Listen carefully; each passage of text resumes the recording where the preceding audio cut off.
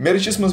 bem-vindos a mais um vídeo Toga Voadora. Eu sou o Léo Oliveira e eu tô aqui hoje pra falar de The Umbrella Academy. Eu ia fazer uma análise do trailer que saiu da segunda temporada, mas já vi que muita gente comentou todas as cenas, já fez as ligações com os quadrinhos, então esse vídeo aqui vai ser um pouco diferente. Eu já explico o que é, mas antes eu preciso dar alguns recados pra vocês. Antes de mais nada, eu queria agradecer a Lô, que me ajudou bastante nesse roteiro aqui e em todos os roteiros que vão vir de The Umbrella Academy. E eu peço pra vocês seguirem a página dela lá no Instagram. Se não seguem o Toga, segue também. Mas o perfil da Lô, eu vou deixar o arroba aqui na tela e o link na descrição. Sigam lá porque é a melhor página que eu tô vendo atualmente com informações e teorias da cultura pop e vale muito a pena. E eu quero indicar pra vocês também 3 referências importantes que eu usei pra fazer esse vídeo aqui. O primeiro deles é o filme O Irlandês, da Netflix, que é aquele filme que saiu ano passado do Martin Scorsese. É um filme excepcional, é uma obra-prima em todos os sentidos e ela foi bem importante pra me situar no papel da família Kennedy na política norte-americana na segunda metade do século XX. E também a relação que essa família teve com a máfia italiana nos Estados Unidos, e eu comento mais sobre isso quando eu for contar um pouco da história do John Kennedy. Outro filme muito importante para você entender o contexto daquela época é justamente X-Men Primeira Classe, que pra mim é o melhor filme da equipe dos X-Men feito até hoje, e é bem importante para entender o contexto de espionagem, de tensão política, e como que era realmente aquela época com relação ao contexto político, à crise dos mísseis de Cuba e tudo que veio em relação a isso, para você entender o que foi o auge da Guerra Fria. E por fim, eu indico também o programa que o Mundo Freak fez sobre a morte do John Kennedy. Eles abordam teorias da conspiração, coisas sobrenaturais, aliens, coisas nesse sentido. Vocês vão gostar e principalmente esse episódio aqui eu vou deixar linkado. Ele foi bem importante para entender como que foi o contexto histórico e eu vou deixar também alguns artigos que eu usei como referência para pesquisa. Bom, e como eu já tinha dito, nesse vídeo aqui eu não vou fazer um react ou uma análise, eu vou mais destrinchar os aspectos que o trailer apresentou pro contexto geral da série e eu vou comentar o que aconteceu nos anos 60 de mais relevante para a série aqui no caso e a partir disso fazer algumas teorias que envolvem tanto os personagens quanto a viagem no tempo e o que eles vão ter que fazer para evitar o fim do mundo e também o que pode acontecer que vai motivar o real fim do mundo, porque sim, aquele fim do mundo lá da primeira temporada, que seria a Vanya, não é real. O fim do mundo que vai acontecer de verdade é nos anos 60 e ele é muito mais perigoso, mais calmo, que isso é lá pro final do vídeo. Eu não quero comentar os detalhes do trailer, mas eu quero pegar o que eu achei de mais relevante de cada personagem só para dar uma pincelada mesmo, só para você ficar situado no que vai acontecer e depois sim eu parto para as teorias. Eu acho que esse vídeo vai ficar bem grande, então se você quiser ouvir ele como podcast vai ser útil também, porque a proposta é justamente fazer uma pequena visita histórica para entender a proposta que a série vai fazer de brincar com as possibilidades. Então, falando primeiro dos personagens, o primeiro deles que eu quero comentar é o Luther, o número 1. Bom, acontece que o Luther teria um arco bem importante no segundo volume dos quadrinhos, que no caso não vai rolar porque a primeira temporada roubou alguns elementos importantes do segundo volume de The Umbrella Academy, que se chama Dallas, que seria justamente o arco do Vietnã, que lá nos quadrinhos quem vai pro Vietnã são o Klaus, o Luther e o Diego, mas na série o único que foi pro Vietnã usando a viagem no tempo foi justamente o Klaus e tem todo o trauma dele. Acontece que depois dos eventos da Vanya, no final de The Umbrella Academy volume 1, o Luther desenvolveu depressão por conta da sua culpa que ele sentiu por não conseguir salvar os seus irmãos, e essa nova condição fez com que ele abandonasse o posto de herói, parasse de treinar, perdendo todo o seu condicionamento físico, e ele também ficou bem recluso e distante de tudo. Ele só recuperou sua vontade de ser um herói quando ele foi pro Vietnã e ele atuou salvando a vida de alguns soldados, mas assim, eu acho bem difícil aproveitar isso na segunda temporada, e o que a gente viu no trailer foi justamente o Luther passando por momentos difíceis também. A gente vê ele tomando alguns medicamentos e também com problema com álcool, mas a terapia que ele faz é justamente se envolver em lutas clandestinas, e eu acho que o arco dele vai ser justamente isso, ele conter a sua raiva, lidar com a aceitação de que ele não é perfeito, e assim ele pode melhorar como herói e principalmente como irmão, porque isso que vai ser importante para salvar o mundo. O próximo que eu quero comentar é o Diego, que dessa vez ele vai estar preso em um sanatório e ele vai ter uma nova crush chamada Lila. Ela é muito estranha, muito suspeita, assim, quem que ela é no contexto geral. Eu achei a personagem muito interessante, estou muito curioso para saber mais sobre ela, e ela é descrita como uma personagem genial e também bastante insana quando a situação demandar. É claro que a primeira coisa que a gente pensa é que ela vai ser algum espiã ou alguma coisa nesse sentido, que fazia parte de todo o contexto que gira por trás da morte do John Kennedy, ou eu penso também que ela pode ser tratada como uma cientista com um pouco de insanidade que acabou descobrindo ou tem ligação com a viagem no tempo, porque o conceito e o visual dela me lembrou bastante o personagem do Brad Pitt em Os 12 Macacos, que é um filme que também lida com viagem no tempo. Outro personagem que tem uma nova crush é a Vanya, que a gente vê ao longo do trailer e nas fotos de divulgação, que ela tá vivendo uma vida mais tranquila que o resto da Umbrella e aparentemente ela tá aceitando essa sua nova família. E eu acho que isso aqui vai ser muito importante pro desenvolvimento da temporada, porque a gente viu lá no final da primeira temporada que o próprio número 5 fala que não adianta voltar no tempo se eles não conseguirem consertar a Vanya, porque ela vai acabar destruindo o mundo eventualmente. Então a única forma de tratar esse fim do mundo dela é exatamente serem irmãos melhores para ela e fazer ela sentir algum apreço pela vida humana. Ela ter uma nova família, é claro que vai ser uma motivação para que ela assuma de vez que ela pode ser uma heroína, porque agora ela tem alguém para salvar. Eu acho que esse primeiro apocalipse, que seria ligado à Vanya, vai se resolver bem rapidamente quando ela vê que ela pode ser uma pessoa boa, mas aí que entra o rolê de que o apocalipse dela não é o principal apocalipse, não é o verdadeiro fim do mundo, e sim o que vai acontecer quando o número 5 não executou o John Kennedy. E por fim, a coisa que mais me chamou a atenção foi justamente o começo do trailer, porque a gente viu lá nas primeiras cenas o número 5 chegando bem perdido ali num contexto que aparentemente é uma América desolada, e a gente vê algumas tropas andando pelas ruas, e pela bandeira que apareceu, eu entendi que é sim uma tropa soviética. E beleza, vamos olhar pra isso aqui e vamos olhar também pra aquela cena em que os irmãos estão parados olhando o fim do mundo acontecer. Eu acho bem impossível que aquilo lá seja de fato o Armagedon, o fim do mundo, e sim uma espécie de sonho ou clarividência. Tem muita gente dizendo que quem tem esse dom de clarividência é o Klaus, e ele descobriu que o mundo vai acabar mesmo tendo voltado no tempo e consertado a Vanya, até porque o Klaus tem muitos poderes que não foram descobertos ainda, e também ele tem essa ligação agora com esse culto espiritual sessentista, então tem muita gente falando que pode ser uma parada dele. Mas eu acho que quem tem esse poder de clarividência é justamente o número 5. Olhando diretamente pra essa cena, ela me passa uma vibe de sonho, porque ele chega totalmente perdido num contexto que não é normal, ele passa por uma rua cheia de soldados, e o mais importante, esses soldados não perturbam ele, ou seja, aparentemente ele não tá sendo visto pelos soldados, o que pra mim é claramente um sonho. E pensando nos poderes dele, eu acho que ele desenvolveu a aptidão de fazer saltos temporais só com a sua mente, e assim ele conseguiria se projetar para um futuro próximo, ver o que tá acontecendo e voltar para que assim ele possa tentar impedir o que vai acontecer. E superado o trailer, vamos entrar justamente no contexto histórico para tentar entender o que estava acontecendo e a partir daí analisar o que pode ter dado errado com a viagem no tempo e por que o mundo vai acabar. E antes de chegar na década de 60, é importante a gente só lembrar o que aconteceu nos Estados Unidos numa história um pouco mais distante, que foi justamente a Guerra da Secessão, que dividiu os Estados Unidos em praticamente duas grandes regiões com tendências sociopolíticas e culturais um pouco conflitantes. Naquele conflito, cujo principal motor era justamente a economia escravagista, os estados do norte dos Estados Unidos adotaram uma postura mais progressista, porque eles queriam de fato abolir a escravatura para que assim a economia pudesse se desenvolver por outros meios, enquanto o sul manteve uma postura mais conservadora de continuar com aquela economia, porque para aqueles estados que são mais ruralistas seria mais útil ter uma mão de obra escrava. E esse contexto da Guerra de Secessão perdura até hoje porque as tendências dessas regiões meio que se mantiveram em certo grau. Até porque recentemente lá em Charlottesville, na Virgínia, a gente teve aqueles protestos racistas e supremacistas que provam que aquela região continua, apesar de não ser todo mundo, né, é óbvio, mas eles continuam tendo essa tendência mais conservadora e preconceituosa. E o importante pra gente aqui é que tanto o quadrinho de Umbrella, o Dallas, o segundo volume, quanto a segunda temporada vão se passar em Dallas, no Texas, que foi justamente o lugar em que John Kennedy foi executado. Bom, então vamos falar agora da década de 60. Eu não vou comentar, obviamente, tudo que aconteceu de importante, vamos focar mais no contexto geopolítico. Essa década de 1960 foi tida como o auge da Guerra Fria, justamente porque as duas potências, Estados Unidos e União Soviética, estavam no auge do seu conflito. Os dois lados enviavam muitos espiões para vigiar o outro lado e buscar informações sobre o que o inimigo está fazendo. As teorias da conspiração começaram a rolar soltas e principalmente a paranoia com relação à guerra nuclear que era iminente naquele ponto. Além disso, a Guerra do Vietnã começava a se formar lá em 1961, quando as tropas americanas começaram a chegar naquele país para impedir o domínio total da União Soviética. E a gente teve também muita tensão envolvendo os Estados Unidos e Cuba, principalmente por conta da invasão na Baía dos Porcos, que foi uma tentativa mal sucedida de invadir o sul de Cuba, executar o Fidel Castro e assim depor um governo socialista que naquele ponto era um perigo dentro da América, principalmente para os Estados Unidos. Então essa operação frustrada foi executada por um grupo paramilitar de cubanos que eram contra o Fidel Castro, mas eles foram treinados e orquestrados pelas Forças Armadas dos Estados Unidos e tinham também o aval do John Kennedy, ou seja, ele estava já envolvido em todo esse contexto de conflito. E além disso, em 1962, a gente teve a crise dos mísseis de Cuba, que foram 13 dias de muita tensão para todo o planeta, porque as duas maiores potências estavam a ponto de realmente começar uma guerra nuclear, porque os Estados Unidos não iam aceitar a implantação de mísseis nucleares soviéticos lá em Cuba. Então foi realmente um ponto em que o mundo quase acabou, e eu acho que de alguma forma isso pode ser importante para a série. Bom, e somado a todo esse contexto da Guerra Fria, tem um outro fator muito importante, que foi a força que as famílias mafiosas ganharam nos Estados Unidos nessa época. A gente vê em muitos filmes, e o mais recente deles deles foi justamente o irlandês, em que várias figuras mafiosas, várias famílias importantes do crime organizado tinham muita influência na política norte-americana, colocavam seus candidatos em cargos importantes e meio que ditavam muitas medidas econômicas daquela época. Só que um fato muito importante é que John Fitzgerald Kennedy foi o primeiro e único, até a data de hoje, presidente norte-americano que tem a religião católica como a sua fé oficial. E além disso, ele também era descendente de irlandeses, o que colocava esse presidente no papel de destaque no meio da tensão que existia entre os descendentes de irlandeses e descendentes de italianos. E sobre o John Kennedy é importante a gente lembrar como que era a postura bélica dele, que é um pouco parecida com a que o Obama adotou recentemente. Acontece que nos discursos o John Kennedy pregava o pacifismo, mas na prática ele estava assim fomentando o exército porque ele temia de fato que viesse a acontecer uma terceira guerra mundial. Então ele nunca parou de ter ligação com as forças armadas, inclusive mandar muitos insumos para que as tropas fossem cada vez mais fortalecidas. E falando do John Kennedy, ele foi um presidente muito importante porque na transição dos anos 50 para os anos 60, os Estados Unidos passavam por uma recessão econômica absurda e ele foi crucial por conta das suas medidas econômicas na superação dessa crise, e por isso que muita gente vê esse presidente como uma figura quase santificada, porque de fato ele salvou o país de uma crise que poderia se agravar muito nos próximos anos. Só que assim, é perigoso você cristalizar uma figura política histórica como alguém que foi divino ou uma espécie de herói. Uma coisa parecida aconteceu no Brasil com a figura do Getúlio Vargas, que foi um ditador, mas até hoje é visto por alguns como um grande governante. O problema de figuras que encerraram as suas jornadas políticas com tragédia é justamente esse. As pessoas só vão se lembrar dos seus grandes feitos e vão ignorar totalmente os seus erros. E isso é perigoso demais para a história, porque assim você não vai saber os erros que aquele governante cometeu e não tem como você evitar aquele mesmo ciclo de erros se você só olhar para o lado positivo. Então por isso que todo mundo tem que ser analisado de uma forma fria, olhando do ponto de vista da história. Bom, e como eu já comentei, o John Kennedy vem justamente dessa família Kennedy, uma das mais influentes na política norte-americana na segunda metade do século XX, começando com o pai do John Kennedy, Joseph Kennedy, que foi um diplomata, bancário e empresário muito importante no contexto geral dos Estados Unidos e que sempre tentou lançar os seus filhos ao mais alto status da política norte-americana, com destaque para dois dos seus filhos, o primeiro deles, Robert Kennedy, que como procurador-geral dos Estados Unidos ele comprou uma briga com o crime organizado, ele publicamente se tornou um inimigo da máfia italiana, o que obviamente colocava toda a família Kennedy em risco, e é claro que o próprio John Kennedy também teve um papel de destaque, tanto pelo fato dele ter sido um herói de guerra quando ele serviu na Segunda Guerra Mundial, tanto pelo fato dele ser considerado um homem de sucesso. Então essas duas imagens de santo e de bem-sucedido acabaram sendo crucial para que ele vencesse a corrida presidencial. E é claro que o John Kennedy tinha posturas um pouco mais progressistas, digamos assim, para os padrões de presidente daquela época, até porque ele era contra a segregação racial, o que colocava ele diretamente em choque com a população do sul dos Estados Unidos. E foi justamente por não ter o apoio daquela população que no começo dos anos 60 ele teve essa ideia de fazer alguns eventos públicos, algumas passeatas, para meio que se mostrar próximo daquele povo do sul dos Estados Unidos e conseguir votos suficientes para se reeleger nas próximas eleições. E foi justamente no Texas, um dos estados mais conservadores do país, na cidade de Dallas, em que o John Kennedy encontrou o seu fim trágico em 1963. Bom, mas um outro fato muito interessante sobre o John Kennedy era o seu interesse na corrida espacial. No começo do segundo volume de The Umbrella Academy, Dallas, a gente vê o Reginald Hargraves, o pai da família da Academia Umbrella, se reunindo com o John Kennedy, discutindo alguns termos sobre a atuação da Academia Umbrella justamente como heróis dos Estados Unidos, e o Reginald está negociando com o John Kennedy a ajuda que os seus filhos iam prestar para o governo norte-americano em troca de um presentinho muito especial que seriam justamente alguns mísseis que o John Kennedy conseguiria do exército norte-americano, porque assim o Reginald teria um plano B para o caso da sua família falhar na proteção da terra. E pelo fato do John Kennedy ser próximo das forças armadas, ele consegue esses mísseis nucleares, entrega para o Reginald, e assim o líder da Academia Umbrella tem então esse poderio bélico em mãos. E essas armas nucleares são justamente utilizadas para causar o fim do mundo pelo Hazel e pelo T'Challa, que nos quadrinhos tem essa versão bem mais psicopata, para explodir o mundo. Eles simplesmente acionam os mísseis porque sim, porque eles são psicopatas, e por isso que a família Hargraves tem que voltar no tempo e impedir que o mundo acabe. Eles têm que impedir que o Reginald tenha acesso a esses mísseis nucleares. Só que aqui na série fica meio difícil de acontecer essa barganha entre o Reginald e o John Kennedy, porque as crianças da Academia Umbrella só nasceram na década de 80. Então, assim, nos anos 60, o Reginald tem que ter algum outro motivo para negociar com o John Kennedy. E eu acho que pode ser o que eu vou falar agora. Pegando justamente esse interesse que o John Kennedy tinha na corrida espacial, é importante a gente lembrar que a União Soviética saiu na frente dos Estados Unidos, tendo enviado o primeiro homem para o espaço, que foi justamente Yuri Gagarin, que ficou em órbita na Terra em 1961. Então, assim, esse evento feriu bastante o orgulho orgulho norte-americano porque eles sempre querem ser os primeiros em qualquer coisa. E o John Kennedy, então, se valendo desse orgulho ferido do seu povo tão patriota, logo começou seu discurso de que os Estados Unidos ainda poderiam vencer a corrida espacial se eles fossem os primeiros a enviar o homem à Lua. E foi assim, então, que ele negociou com o Congresso norte-americano e conseguiu um investimento de 25 bilhões de dólares, que foi o maior investimento já feito em um programa de pesquisa na história da humanidade, porque 25 bilhões de dólares nos anos 60 era muita coisa, e de fato os Estados Unidos conseguiram levar o primeiro homem à Lua em 1969. Mas e se o John Kennedy não quisesse ficar esperando os seus cientistas norte-americanos conseguirem os meios necessários para levar o homem à Lua, até porque um risco que ele corria era que a própria União Soviética conseguisse ou roubar informação norte-americana ou conseguir por meios próprios levar um soviético até a Lua, o John Kennedy poderia pensar que ele teria outros meios para procurar um cientista que não fosse da Terra, que conseguisse de fato uma ciência muito mais avançada que a humana. E quem seria esse cientista? Justamente Reginald Hargreaves, um alienígena que veio para a Terra por motivos ainda desconhecidos. Eu acho que o Reginald pode ter entrado no programa espacial dos Estados Unidos em troca justamente dos mísseis nucleares que o John Kennedy possuiria. E assim, então, seria uma boa forma de resolver esse problema dos mísseis aí, para explicar como que o Reginald teria um aparato militar desse poder. O Reginald vai ter uma função na corrida espacial, porque ele tem essa parada realmente de ter ligação com o espaço, com viagens, com naves muito poderosas. Só que pelo que a gente viu no trailer, o Reginald não tem uma exata noção do que vai acontecer no futuro, meio que ele veio pra Terra e aparentemente plantou todo o nascimento da Academia Umbrella, só que ele não sabia exatamente quais crianças seriam úteis ou não pro seu processo de criar uma equipe de proteção da Terra. Só que quando seus filhos voltam pro passado e explicam pra ele que de fato ele vai conseguir construir essa equipe de super-heróis, ele meio que deixa de lado a ideia dos mísseis e ele passa a investir de vez na formação da Academia Umbrella. Então meio que forma um loop temporal em que ele só confia na Academia Umbrella porque a Academia Umbrella voltou no tempo e explicou pra ele que a Academia Umbrella existe. Ou seja, paradoxo temporal. A gente vai ter um vídeo só comentando isso, calma lá. Superado então esse contexto, é hora da gente entrar nas conspirações que rondam a morte do John Kennedy. Tem muito fato incerto e obscuro que ronda aquele dia e vamos só fazer um breve contexto aqui antes de tentar situar a Academia Umbrella naqueles acontecimentos. Acontece que o John Kennedy tinha 3 forças sociopolíticas muito importantes agindo contra ele naquele momento. A primeira delas é justamente os grupos racistas do sul dos Estados Unidos, toda essa questão do preconceito, dos grupos que estavam surgindo, em especial a Ku Klux Klan, que estavam de fato tomando medidas terroristas naquela época, e a gente vê no trailer, inclusive, que a Allison vai estar envolvida nas lutas raciais contra esses grupos supremacistas que estavam de fato começando a matar as pessoas que lutavam por seus direitos. E como o John Kennedy se declarava publicamente contra a segregação racial, ele era um inimigo da Ku Klux Klan. Então ele sofreu muitas ameaças ao longo desses passeios públicos que ele estava organizando, então sempre tinha uma força policial muito forte junto com ele, porque o medo de um atentado contra o presidente era muito forte, mas ainda assim ele estava intencionado a conquistar aquela população para justamente garantir a sua reeleição. Outra força contrária ao John Kennedy eram justamente os soviéticos e os seus adeptos, porque depois da tentativa de invadir a Baía dos Portos, o John Kennedy se tornou um inimigo público de Cuba. Inclusive, tem vários registros da CIA de agentes que se infiltraram no território norte-americano para tentar executar o presidente, mas todos acabaram sendo frustrados, com exceção de um, que a gente vai comentar que foi o que aconteceu de fato, ou o que a gente acha que aconteceu de fato, mas era evidente que a Cuba de Fidel Castro e a própria União Soviética tinham a intenção de eliminar o presidente dos Estados Unidos naquela época. E além disso, a última força que atuava contra o John Kennedy era justamente a máfia, principalmente a máfia italiana, porque era um presidente católico e irlandês no poder, então isso não era positivo para eles. E também teve o contexto do Robert Kennedy estar atacando os chefes das famílias mafiosas. Então assim, é óbvio que a máfia também poderia ter intenções em executar o principal nome da família Kennedy. Só que o homem que foi registrado na história como o assassino de John Kennedy foi justamente Lee Harvey Oswald, um ex-fuzileiro naval que foi expulso da corporação por conta dos seus distúrbios psicológicos e também por seu mau comportamento, e ele contava com várias denúncias junto à corte marcial e ele sempre tentava alguma espécie de retaliação contra quem ele achava que tinha denunciado ele, então era realmente um indivíduo bem problemático. O Oswald se declarava adepto das teorias marxistas e ele tinha muito apreço à União Soviética, ele queria inclusive servir à KGB e em 1959, inclusive, ele chegou a morar na União Soviética, onde ele se casou com uma farmacêutica russa. E segundo alguns registros da investigação, o Oswald tentou por várias vezes ingressar na KGB, sendo recusada em praticamente todas elas. Tem alguns que dizem que ele conseguiu de fato se tornar um espião, mas isso nunca foi comprovado. E depois de fracassar na sua tentativa de servir à União Soviética, ele voltou para os Estados Unidos e a partir de então ele estava já no radar do FBI e da CIA, o que é muito estranho pensar como um cara que já era investigado planejado conseguiu orquestrar toda a morte do presidente dos Estados Unidos. Então por isso que muita gente conspira sobre o que aconteceu de fato naquele dia. Fato é que em 22 de novembro de 1963, em Dallas, John Kennedy foi executado pelo Lee Harvey Oswald, que atirou com um rifle de dentro de um armazém de livros, onde inclusive ele trabalhava, e justamente por ser um funcionário do local, ele conseguiu sair dali sem ter complicações com a polícia. Algumas horas depois do acontecido, o Oswald vai até o seu apartamento, pega uma arma de fogo, e ele estava intencionado em ir até um cinema, porque aparentemente ele não tinha encarado isso como um grande evento. Um policial acaba abordando o Oswald, eles entram em conflito, o Oswald acaba executando ele, e outros policiais conseguem prender o criminoso. Só que tem uma coisa muito estranha que aconteceu quando o Oswald foi levado para a delegacia de Dallas antes da sua transferência para o presídio. Durante todo o seu depoimento, ele insistiu que ele era inocente, e ele fala o tempo todo que ele foi utilizado como bode expiatório para alguém. Ninguém nunca entendeu o que ele quis dizer com isso, muita gente levanta a hipótese de ter sido a máfia ou a própria União Soviética, e colocando isso no contexto da série, eu acho que ele pode ter sido o bode expiatório justamente da comissão, que é a agência temporal que o número 5 trabalhava, porque eles tinham sim interesse na execução do presidente para corrigir o curso da história. Durante a transferência do Oswald da delegacia para o presídio, ele acabou sendo executado por um comerciante local chamado Jack Ruby. Acontece que esse Ruby tinha ligação fortíssima com a máfia italiana, e muitas fontes sugerem que ele não executou o Oswald por algum tipo de comoção política pela tragédia, e sim porque ele tinha algum interesse por trás disso. E sim, muita gente acredita que foi uma queima de arquivo, até porque alguns anos depois o Jack Ruby acabou morrendo na prisão. Os laudos aparentemente apontam que foi por câncer, mas muita gente encara que ele também sofreu queima de arquivo porque ele estaria trabalhando para a máfia. O último fato importante sobre a execução do Kennedy foi que muita gente acredita que o Oswald não estava atuando sozinho naquele dia. Acontece que no seu tempo como militar, o Oswald não concluiu seu treinamento com tiro, e inclusive muitos dos seus superiores diziam que ele era um péssimo atirador. Então faz muito sentido a gente pensar que ele foi auxiliado por alguém, e que esse alguém foi justamente um dos maiores assassinos da história, o número 5, que, como a gente viu, ele adquiriu várias habilidades nos laboratórios da comissão e também recebeu um treinamento de ponta. Então assim, a gente pode pensar que ele foi inserido nesse contexto para ser o real assassino do presidente. Vamos pensar agora no que seria a linha do tempo normal, que é justamente a linha do tempo em que o John Kennedy morre. Depois que ele foi executado por um indivíduo que aparentemente não tinha ligação com nenhum inimigo interno ou externo, isso foi aparentemente importante para consolidar o espírito patriota dos norte-americanos naquela década, e isso meio que foi importante para o país crescer, tanto na corrida espacial quanto na armamentista, e de certa forma isso impediu que a União Soviética atacasse os Estados Unidos, porque eles estavam realmente em pé de igualdade em relação a poder bélico e poder científico também. Então meio que isso manteve o status da Guerra Fria. Agora, se o John Kennedy não fosse assassinado, a política de guerra dele aparentemente teria dado errado, ou pior, ele poderia ter sido executado por agentes oficiais da União Soviética, ou pela Ku Klux Klan, ou pior, pela máfia. E isso sim ia desestabilizar de vez os Estados Unidos, o que poderia gerar o contexto daquela invasão soviética que a gente vê no trailer. E como o Oswald não era um exímio atirador, é claro que a comissão entra a partir de agora. Eles são uma organização que existe justamente para corrigir desvios temporais. Então por isso que eles enviaram o seu melhor agente, o número 5, para garantir que a história naquele dia acontecesse da forma como devia de fato. Então, se a gente for pensar no contexto geral da história, sempre existiu um segundo atirador que sempre foi o número 5. O problema foi quando esse agente decidiu não concretizar a sua missão, não executando o John Kennedy e provocando todo o apocalipse que a gente vai ver na série. Então, quando o número 5 abandona o seu posto e volta para casa lá em 2019, ele acaba bagunçando todo o curso da história. E por isso que a gente tem que pensar que o real fim do mundo não foi aquele que aconteceu no final da primeira temporada, e sim o que vai acontecer aqui no passado, na década de 1960. E por falar naquele fim do mundo, vamos lembrar o que pode ter acontecido com o Reginald por conta desse loop temporal que os filhos dele criaram quando voltaram no tempo. Seja pela tecnologia alienígena do Reginald, seja pela informação que os seus filhos passaram para ele, ele sabe que o mundo vai acabar. Só que ele ainda não sabia exatamente como que o mundo ia acabar. Então por isso que lá no futuro o Reginald acaba se matando para motivar que os seus filhos se reunissem mais uma vez, entendessem que a Vanya era a mais poderosa da Academia Umbrella, tentassem se reatar com ela, e assim eles poderiam impedir o fim do mundo. É claro que lá em 2019 eles não conseguiram fazer isso e a Vanya acabou destruindo o mundo. Mas se a gente for lembrar do quadrinho de The Umbrella Academy, do segundo volume principalmente, esse tipo de fim do mundo falso sempre veio a acontecer. Eu já tinha comentado que o Razel e o Chacha, que essa versão original deles é bem mais psicopata, utilizaram os mísseis para destruir o mundo. Então assim, não tem exatamente preocupação com aquela linha temporal específica que foi destruída, e sim com salvar o contexto geral da história. É para isso que a agência existe, para corrigir o curso natural da história quando o próprio tempo não pode fazer isso. Em Dallas, então, a Umbrella volta no tempo com a ajuda da comissão, especialmente o Carmine, Carmichael, aquele peixe dourado que é o líder da corporação, para que justamente eles pudessem impedir que o Reginald tivesse acesso aos mísseis nucleares e assim então Hazel e T'Challa não teriam destruído o mundo. Mas o mais importante é a gente pensar como que a série vai adaptar esse arco. O problema inicial é que a primeira temporada não foi fiel exatamente aos quadrinhos, ela meio que buscou elementos dos 2 primeiros volumes para criar uma história meio original. Então esse contexto da viagem no tempo foi antecipado para o final da primeira temporada para justamente criar um cliffhanger para essa segunda. Só que eu insisto nessa ideia de que o fim do mundo que a Vanya provocou foi só mais uma peça de dominó caindo em cadeia para ocasionar a salvação do mundo que só os irmãos Hargreaves vão conseguir concretizar no passado. E isso me leva a teorizar um pouco sobre algumas figuras estranhas que estavam presentes no dia da execução do presidente. Uma delas é a chamada Lady Babushka, que é uma mulher misteriosa que nunca foi exatamente identificada. Algumas pessoas dizem que são ela, mas não batem exatamente com os fatos. Que era uma mulher que estava vestindo muitos lenços e não dava exatamente para identificar o rosto dela. E ela estava vestida justamente como uma senhora russa. Pode ser que essa figura misteriosa seja justamente a Ellison, que estava presente ali como um plano B para o caso da Umbrella não conseguir deter o número 5 velho, porque, mais uma vez, ele era um assassino muito perigoso e muito bem treinado. A outra figura estranha na cena é justamente o chamado Homem do Guarda-Chuva. É impossível a gente não pensar no paralelo, porque, né, Umbrella Academy. Mas o estranho desse cara é que ele usava um guarda-chuva num dia muito ensolarado e muito quente, ou seja, ele não tinha motivos para estar com um guarda-chuva ali. E o mais bizarro de tudo é que, instantes antes do tiro ser disparado contra o presidente, ele abriu seu guarda-chuva muito parecido com o que seria se ele tivesse passando um sinal para alguém. Então, pode ser sim que essa figura do guarda-chuva seja ou o Reginald, ou o próprio Carmichael, ou talvez até o Klaus. Alguém que estava ali justamente como parte desse plano de concretizar o assassinato do presidente. Mas assim, todo esse contexto de correção temporal é muito perigoso, e eles já comentaram isso na série e nos quadrinhos também. Então, mesmo a comissão estudando bastante o que deve ser feito para corrigir o curso da história, alguns erros podem acontecer. Em resumo, o presidente Kennedy de toda forma devia morrer por conta do contexto político da época, ele ia acabar morrendo de qualquer forma por conta das suas posições e também das suas declarações públicas. Isso era uma tragédia meio que inevitável, então por isso que eles adotam isso como o curso natural da história, a morte do presidente Kennedy. E a não morte dele pode gerar 2 contextos de fim do mundo. O primeiro deles eu criei com base numa teoria que o Mundo Freak comenta no final do podcast, que eu deixei aqui no link, em que eles brincam com a possibilidade de que a morte do presidente foi como se fosse um plano Watchmen, em que a morte do presidente foi meio que pro bem maior. Explicando, ele morreu justamente para servir como um mártir que ia unificar o povo norte-americano contra o inimigo estrangeiro, e assim os Estados Unidos conseguiriam manter o seu status de potência, impedindo que a União Soviética desse o primeiro ataque, ou seja, eles iam se controlar justamente pelo medo. E sem a figura do John Kennedy como mártir, se ele continuasse como presidente, era meio que certo que a crise dos mísseis ia voltar e a guerra nuclear seria iminente. Uma outra possibilidade de erro na correção temporal seria a Umbrella conseguir de fato concretizar a morte do John Kennedy, mas algum outro evento aleatório acontecesse simplesmente pela presença deles ali no passado. Como, por exemplo, a morte do vice-presidente Lyndon Johnson, que assumiria como presidente logo em seguida, o que iria agravar bastante a crise política do país, de modo que os Estados Unidos iam perder de vez seu status como potência e dariam início a uma terceira guerra mundial e a consequente invasão das tropas soviéticas no território estadunidense. O que a gente sabe até esse momento é que os irmãos Hargreaves têm uma missão muito importante em mãos e muito difícil também, que é primeiro se reconciliarem como uma família e só então entender o que eles têm que fazer para evitar o fim do mundo, que mais uma vez está iminente, eles têm poucos dias para resolver a situação. Então, vamos ver como eles vão se sair. Eu tô bem hypado para essa temporada. Mas por hoje é isso então. Se você gostou do vídeo, deixa seu like, se inscreva no canal, ativa as notificações, comenta aqui o que você achou desse vídeo e qual é o seu maior hype para a temporada. Vai ter vídeo também sobre os quadrinhos de The Umbrella Academy e, é claro, vai ter a análise da temporada e possivelmente vídeo de teoria, porque mais uma vez eles devem deixar gancho para a próxima temporada envolvendo ou paradoxo temporal ou então alguma outra bizarrice. Mas é isso aí, The Umbrella Academy voltou, o hype tá alto